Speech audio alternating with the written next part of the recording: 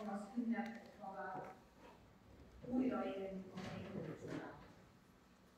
Ámuló szemmel nézni a karácsonyfát, beszélni az eltűnt szentességát, érezni a szeretettől meleg szobát, tudni odakinek december alatt.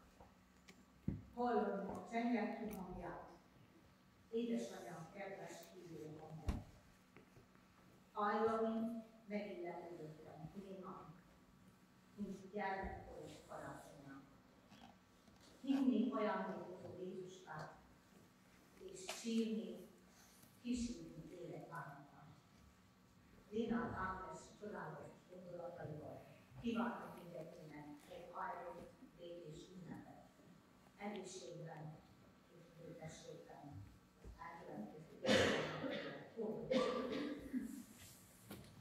Műsorunk a következő.